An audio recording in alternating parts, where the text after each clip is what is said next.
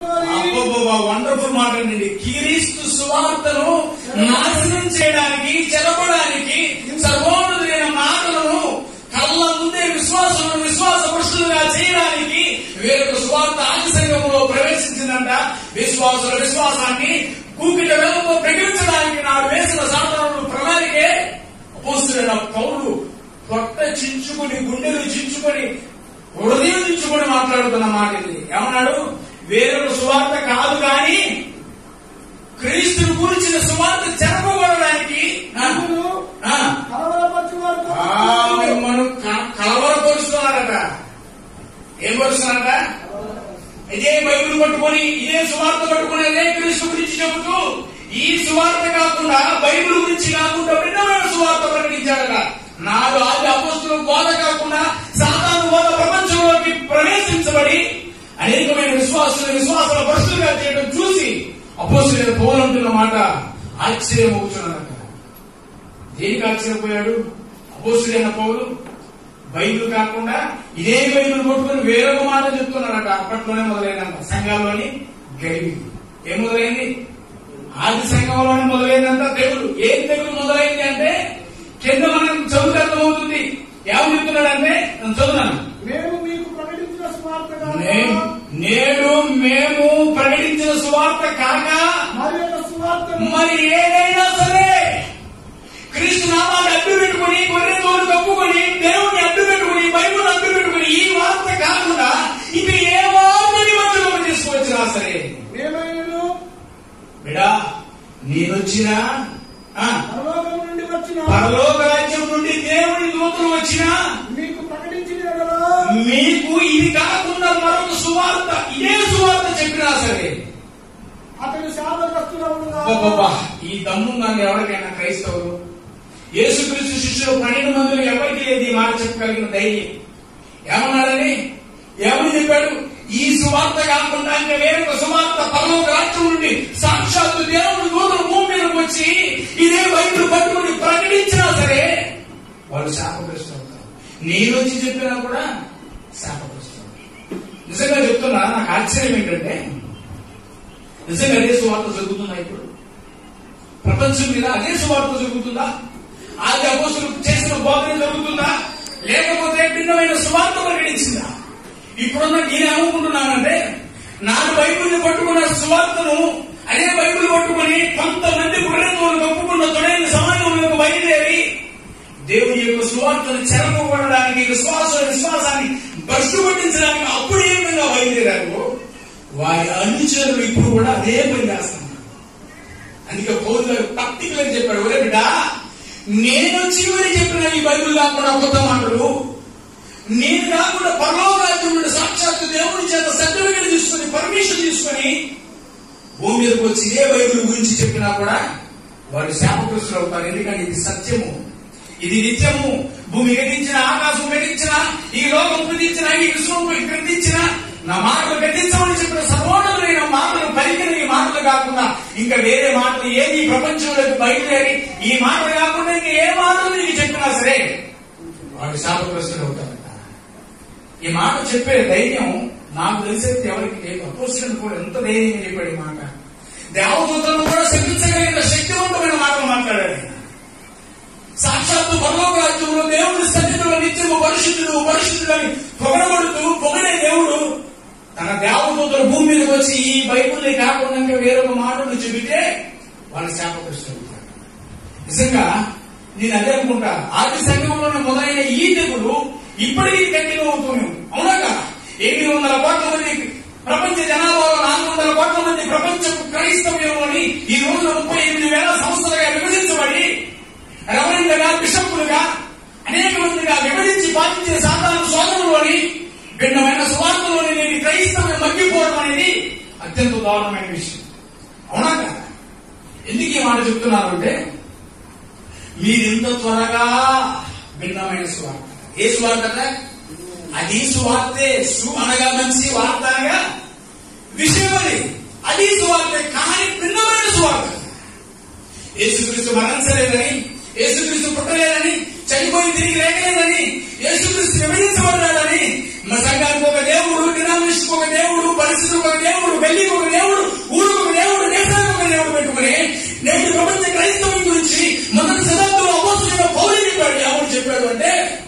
భిన్నమైన సువార్త రాబోతుంది. బిడ్డలారా జాగ్రత్త. మరలా నీ నుంచి చెప్పినా దేవదూతల నుంచి చెప్పినా, ఈ బైబిల్ కాకుండా వేరే బైబిల్ పట్టుకుని వచ్చి చెప్పినా, ఈ బైబిల్ అంటూ పెట్టుకుని వాళ్ళకు అనుకూలమైన బోధలు చెప్పినా వాళ్ళు శాపగ్రస్తులు అని చెప్పారు దేవుడు పౌలు గారి. నిజంగా శాపగ్రస్తులు అయ్యారని క్రైస్తవులు అయ్యారు కదా? అయ్యారు. ఎందుకో తెలుసా? మనిషికి ఒక దేవుని తయారు చేసుకున్నాడు.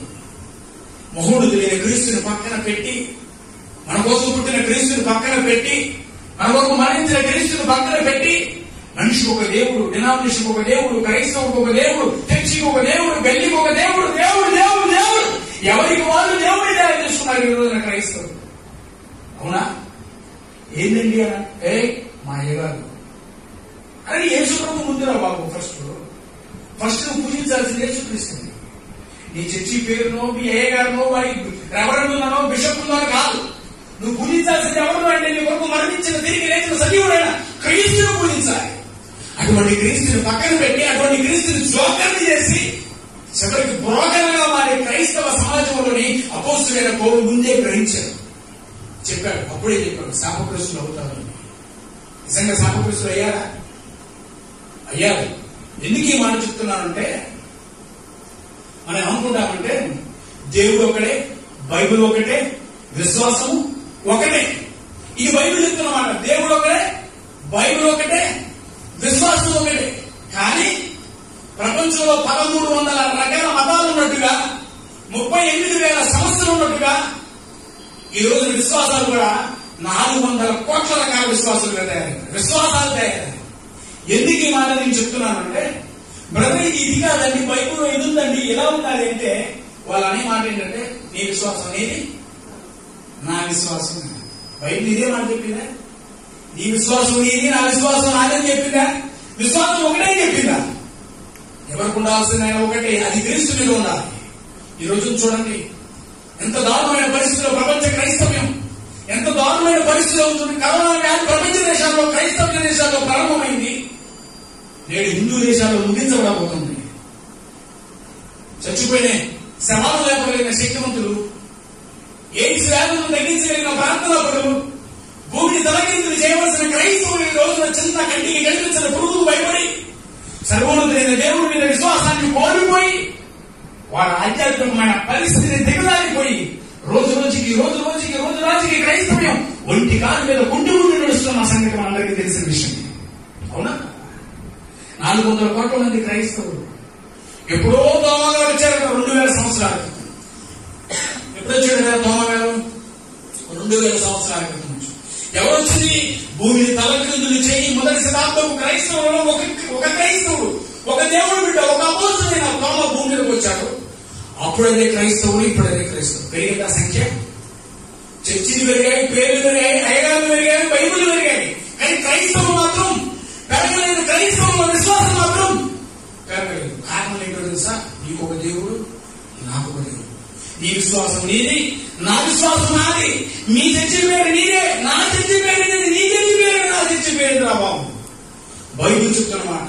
క్రీస్తు కృపను బట్టి మిమ్ముడు పిలిచిన క్రీస్తుని వదిలిపెట్టి టెక్నికల్ అడ్వాన్స్ గా లగ్జరీ స్వార్థ వైపు తిరుగుతున్న అనేది క్రైస్తవులారా అపోస్తలులు చెబుతున్న హెచ్చరికమైన మాటలు ఏంటి అంటే, నువ్వు నమ్మాల్సింది క్రీస్తు. డినామినేషన్ కాదు, డినామినేషన్ పుట్టించిన బిషపులను కాదు, లేకపోతే మనకంటే ముందుగా నడిచిన ఆధ్యాత్మికమైన సహోదరులు కాదు. నువ్వు నమ్మాల్సింది ఎవరంటే క్రీస్తుని. క్రీస్తు మీద నీ విశ్వాసం ఉండాలి, నీ ఆయన విశ్వాసం అవ్వాలి, నీ దానిగా బైబిల్ ఉండాలి. అంతకు మించి ఇంకొకటి ఉండకూడదు. ఎందుకో తెలుసా? ఇంకా ఏది ఉన్నా సరే నువ్వు విశ్వాస భ్రష్టుడు అవుతావు, విశ్వాస భ్రష్టురాలు అవుతావు. అవునా కదా? హల్లెలూయా. తరువాత మేము ఇది వరకు చెప్పిన ప్రకారం మరలా చెప్పుచున్నాము. మీరు అంగీకరించిన సువార్త కాక చెప్పాడు. మరి ఒకటి ఎవరైనా మీరు మొదటిగా ఏదైతే అంగీకరించారో ఆ సువార్త కాక మరి ఒకటి ఎవరైనా మరి ఒక సువార్త మరి ఏదైనాను మీకు ప్రకటించిన వారు శాపగ్రస్తులను. చాలా ఈ మాటలు నాకు తెలిసి ప్రపంచ క్రైస్తవుల సేవకులలో విశ్వాసులలో వెన్నులో వణుకు పుట్టాలి. ఎందుకంటే ఈ సువార్త కాకుండా ఏ సువార్త అయినా సరే ఒకవేళ మీకు ప్రకటిస్తే వాడు శాపగ్రస్తులు. మరి శాపగ్రస్తుడు యేసుక్రీస్తు రాళ్ళ మీద వేలాడబడ్డాడు కదా మన శాతాల రోజు. మరలా బైబిల్ డిఫరెంట్ కోణాల్లో పోలిస్తే శాపగ్రస్తుడు ఎలా ఉంటాడు? మనకు బదులు ఆయనే శాపంగా మార్చబడ్డాడు కదా, మనకు బదులు శాపంగా ఆయనే మారాడు కదా. మరి ఎందుకు శాపం మరలా వేరే సువార్త చేస్తే శాపగ్రస్తులు అవుతారు అని అంటే బైబిల్ చెప్తుంది ఏంటి అంటే, బైబిల్ కాకుండా బైబిల్ వారికి అనుకూలంగా మార్చుకుని సువార్త ఎవరు చేసినా, అనుకూలమైన బోధన ఎవరు ప్రకటించినా, అనుకూలమైన డినామినేషన్ ప్రకారంగా సంస్థల ప్రకారంగా వారు నేర్చుకున్న సొంత బోధకు అనుకూలంగా ఎవరు ప్రకటించినా సరే వాళ్ళు శాపగ్రస్తులు. అవును కదా. ఈ రోజున నేను ఒక రకం చెప్తా, అన్నొక రకం చెప్తాడు, ఇంకొకరు ఒక రకం చెప్తాడు. కానీ ఏది ఏ రకంగా చెప్పినా మన మార్గం మాత్రం క్రీస్తు మార్గమే. మనకు ఉండాల్సింది విశ్వాసమే. మనం నడిపించేవాడు పరిశుద్ధుడే. ఆ పరిశుద్ధుడు మహోన్నతుడైన దేవుడు సన్నిధిని చేర్చాలి అంటే నువ్వు నమ్మాల్సింది బైబుల్, నువ్వు ఆధారపడాల్సింది విశ్వాసం మీద. ఇది పక్కకి పెట్టి నువ్వు ఏది చేసినా సరే బూడిదలో పోసినా పన్నీరే.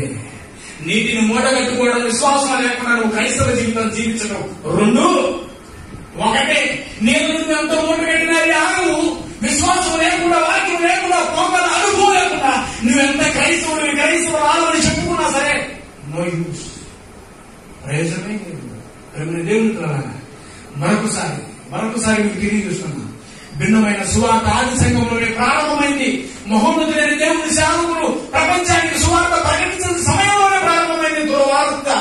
అది సువార్త కాదు.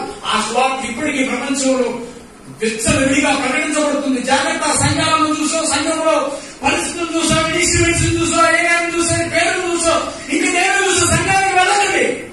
నువ్వు వెళ్ళాల్సింది దేవుడిని చూసి, మహోన్నతుడైన నీ కొరకు మరణించిన క్రీస్తుని చూసి, తిరిగి లేచిన వాడిని చూసి, నిన్ను పరలోక రాజ్యం తీసుకెళ్తే మన దేవుడిని చూసి వెళ్ళాలి.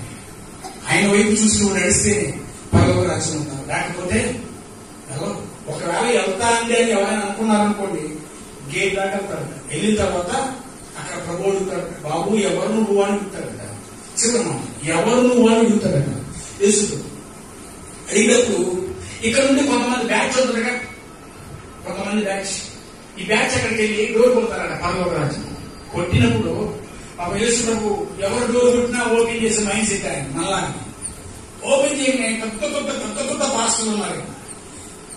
ఎలాగైనా యేసు ప్రభు చూసి, అయ్యా నీవయ్యా మీ నామం పేట వేయాలి ఎలా పట్టలేదా, మీ నామం పేట అద్భుతాలు చేయలేదా, మీ నామం పేట బహిరంగ సభలు పెట్టలేదా, మీ నామం పేట భోజనాలు పెట్టలేదా, మీ నామం పేట వస్తువులు పంచలేదా, మీ నామం పేట బట్టలు పంచలేదా, మీ నామం పేట కోట్ల మందికి పెళ్లి చేయలేదా, మీ నామం పేట అనేకమైన మందిరాలు కట్టలేదా, మేమయ్యా అనేకమైన రోగులకి నయం చేశాం, చచ్చిన వాళ్ళను సైతం కూడా లేపామయ్యా మేమయ్యా అని అడుగుతారు. ఆ ఫేస్బుక్ అనే మాట ఏంటో తెలుసా, అక్రమము చేయవాళ్ళారా నా యుద్ధ నుండి వెళ్ళిపోండి, గెట్ అవుట్. ఇక్కడ మీకు స్థానం లేదు. ఎందుకో తెలుసా, మీరు అక్రమం చేయవారు. నేను చెప్పిన బైబిల్ కాకుండా, నేను చెప్పిన మాటలు కాకుండా, నేను చెప్పిన సత్యం కాకుండా, నేను చెప్పిన సర్వోన్నతమైన శ్రేష్టమైన మాటలు కాకుండా, మనిషిని ప్రతికూలచేసే మాటలు కాకుండా వేరొక భిన్నమైన సువార్త ప్రపంచంలోకి ప్రకటించి సాతాను మనుషులుగా మారి, సాతానికి రైట్ హ్యాండ్ గా కుడి హ్యాండ్ గా మారి, సాతాని యొక్క బోధను ప్రపంచం మీద మీరు ప్రకటింపజేసి ఈ రోజున నా పేరు చెప్పి మీరు నా రాజ్యంలో అడుగు పెట్టడానికి ఎన్ని గుండెలు అని అడుగుతారు దేవుడు. రబియా లేదు దేవుడు. సరే చిన్న ప్రార్థన చేసుకొని ఈ వాక్యాన్ని ముగించుకున్నాం. ఈ అవకాశం ఇచ్చిన సహోదరులందరికీ వందనాలు. Thank you so much. మహాదేవుడా నీకు వందనాలు, స్తుతులు. చెప్పబడిన ఈ మాటలు 4 మాటలు దీవించండి, ఆశీర్వదించండి. ఈ మాటలు ప్రభువా విన్న ప్రతి ఒక్కరూ ప్రభువా దేవుని రాజ్యానికి వారసులు కృప చూపించండి. భిన్నమైన స్వార్థ కాకుండా నీ స్వార్థకు వెళ్ళి కృప చూపించండి. క్రీస్తు నామమున తండ్రి.